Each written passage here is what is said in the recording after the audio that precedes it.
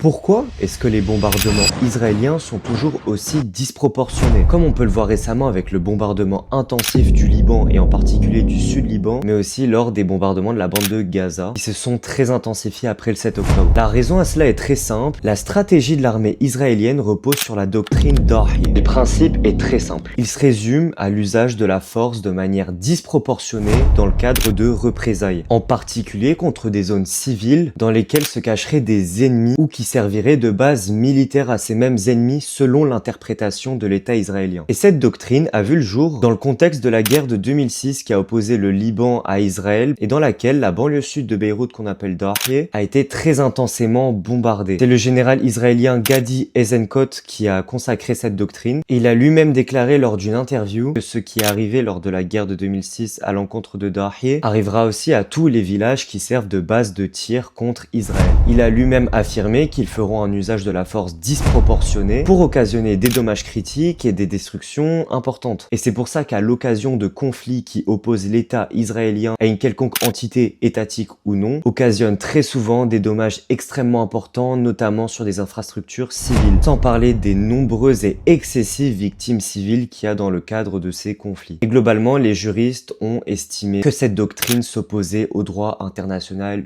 humanitaire.